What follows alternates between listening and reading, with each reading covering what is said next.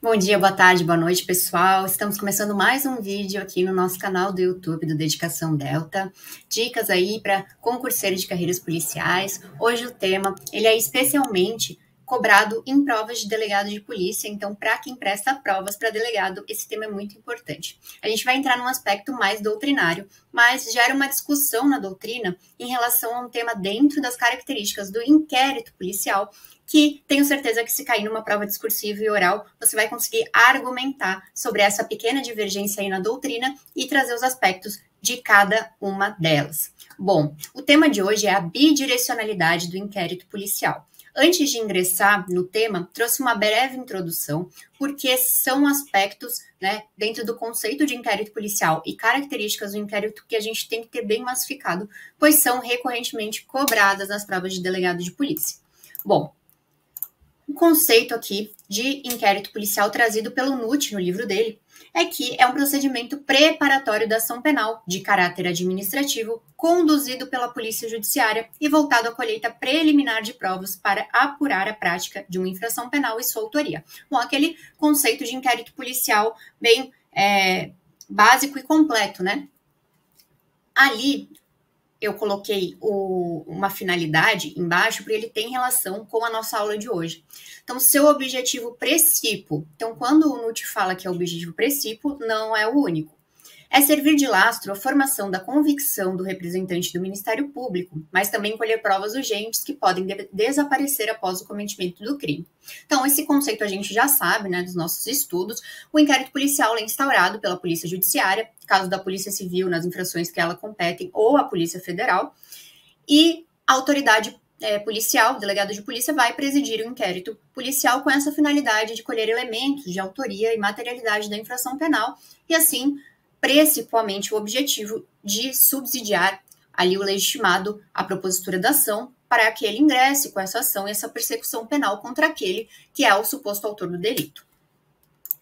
Então, no título 2, lá do Código de Processo Penal, começa a parte de inquérito policial. Então, o artigo 4º traz que a polícia judiciária será exercida pelas autoridades policiais no território de suas respectivas circunscrições e terá por fim a apuração das infrações penais e da sua autoria. Então, para ali o inquérito policial, uma dos meios de procedimento criminais, de procedimentos investigatórios criminais, a gente sabe que há outros procedimentos, mas aqui a gente vai tratar das características do inquérito policial, pois são pertinentes à nossa carreira, tanto de delegado como são cobradas também nas provas de agente, escrivão, essa parte de inquérito policial muito forte, essa cobrança, Como o assunto de hoje ele tem relação com as características do inquérito policial, eu trouxe algumas aqui, na doutrina a gente tem outras, mas eu trouxe algumas para a gente relembrar e pontuar algumas coisas que também caem em prova e pode causar alguma confusãozinha. Então, das características do inquérito policial, a gente tem que lembrar, como a gente já viu no conceito, que ele é um procedimento administrativo de caráter investigatório, ele não é um processo propriamente dito, Ele é pré-processual. Antes de iniciar a ação penal, ali vai ter esse procedimento investigatório. Ele é preparatório informativo, então tem a ver com a função preparatória do inquérito policial, de propriamente subsidiar ali o legitimado da ação penal com informações sobre a autoria e a materialidade daquela infração penal investigada. Ele é escrito, e por que eu coloquei ali um sinalzinho? Porque a doutrina moderna trata também como documentado, Isso porque em alguns estados o inquérito policial ele já é digital, é feito mediante audiovisual. Então, o depoimento ele não é aquele depoimento transcrito, escrito, como o delegado de polícia toma aquele depoimento digitado. Ele pode muitas vezes ser no audiovisual, em vídeo, que vai ser juntado digitalmente ao inquérito. Então, por isso que modernamente a gente fala que ele não é somente escrito, mas também documentado. A oficiosidade do inquérito policial, que nos casos ali de ação penal pública incondicionada, o delegado deve instaurar de ofício o inquérito policial, e aqui a gente não pode confundir essas duas características, a oficiosidade e a oficialidade. Aqui é um ponto que pode gerar confusão. A oficialidade é que o inquérito ele é instaurado e feito por órgãos oficiais do Estado. No caso do inquérito policial, a autoridade policial vai presidir inquérito que é feito pela Polícia Judiciária. Então, são os órgãos oficiais do Estado. Você não pode delegar essa investigação para órgãos privados, né, para agentes privados. A discricionariedade, e aqui um ponto importante para as provas de delegado de polícia, ela não se refere à instauração do inquérito, mas à própria condução do inquérito policial. Então, o Norberto Avena, quando ele leciona sobre o inquérito, ele fala que o delegado de polícia faz um juízo de prognose sobre quais diligências são aplicáveis, são necessárias para aquela investigação, né, para apurar a infração penal ali cometida. Isso porque em determinado crime, por exemplo, no crime de homicídio, nem sempre as diligências vão ser as mesmas que num crime de furto ou de roubo, por exemplo. Então, o delegado ele vai ter a discricionariedade de conduzir, fazer esse juízo de prognose de qual diligência melhor se adequa àquele caso concreto. Ele é inquisitorial, ele é indisponível, porque o delegado de polícia ele não pode arquivar o inquérito policial, sigiloso, temporário, tem prazo certo definido em lei, e aqui uma característica que também tem divergência, se ele é dispensável ou indispensável. Como isso pegaria muito tempo, isso vai ser falado em outra aula, né, até as características os fundamentos de quem apoia a dispensabilidade ou indispensabilidade, mas em provas de delegado de polícia recomenda-se que diga-se, né, que privilegia a carreira apontando ali a indispensabilidade do inquérito policial.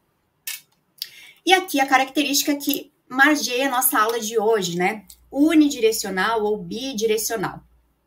A doutrina tradicional sempre apontou que o inquérito policial ele é unidirecional. O que significaria essa unidirecionalidade? Ele colhe, né, elementos de informação e direciona-os para o Ministério Público, para o legitimado da ação penal. Aqui a gente vai tratar da ação penal pública incondicionada. Então, o delegado de polícia, né, a autoridade policial e seus agentes, eles vão conduzir ali a investigação de modo a colher elementos de informação de autoria e materialidade daquela infração penal e direcioná-los ao Ministério Público de forma que ele possa propor, né, formar sua opinião delicti para que ele proponha a ação penal, né, e inicie esse processo penal. Essa doutrina, né, essa unidirecionalidade tem relação com a função preparatória do inquérito policial, que é justamente colher esses elementos de informação, essa finalidade, aquele objetivo precípuo que a gente viu lá no conceito do NUT.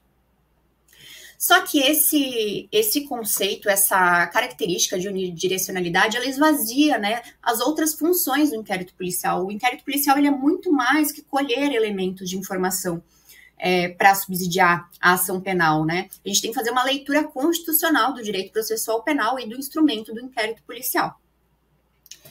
Então, a doutrina moderna passou a entender que o inquérito ele é bidirecional. Então, o inquérito ele não tem somente a finalidade de direcionar ao Ministério Público aqueles elementos colhidos. Ele tem relação com a função preservadora do inquérito policial. Essas funções, preparatória e preservadora, também caem muito em prova. A função preservadora, ela evita, né, essa instauração prévia de um inquérito policial, evita a instauração de um processo penal temerário, então, no caso ali, sem elementos de informação, com indícios fracos, né, de que aquele é o autor ou que existe crime, resguardando os direitos do acusado injustamente e evitando custos desnecessários para o Estado.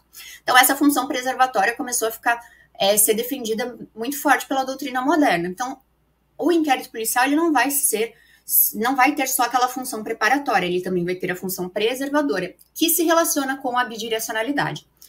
Então, os elementos de informação ali colhidos, eles não são destinados só para o Ministério Público. Essa instauração do inquérito policial vai iniciar perante um órgão imparcial, então perante a Polícia Judiciária, o delegado de polícia, de modo que, além de colher elementos direcionados ao Ministério Público, nada impede que também colha elementos direcionados à defesa que comprovem que aquele não é o autor do fato, ou que comprovem que não existiu infração penal. Vocês entendem que, então, ele não é direcionado, não tem uma direção única ao Ministério Público, ele tem uma direção que também vai à defesa, né, que também direciona a defesa. E ali, ele se compatibiliza com o sistema acusatório, porque no sistema acusatório é uma característica, né, de que a prova ela pertence ao processo, então ela é tanto da acusação quanto da defesa. Então, nada impede que, de modo imparcial, que se inicie o inquérito policial, acabem colhendo elementos que subsidiem a defesa e não somente a acusação. Então, isso compatibiliza com o sistema acusatório e com uma leitura constitucional do direito processual penal. Bom, essa aula foi breve, mas eu acredito muito nessa questão, nessa diferença da unidirecionalidade e da bidirecionalidade. Inclusive, pode ser perguntado numa prova oral para discorrer sobre esses dois pontos. Então, está aqui uma breve explicação ali em tópicos para a gente gravar bem a diferença e essa característica. Obrigada a todos, até a próxima dica no nosso YouTube do Dedicação Delta.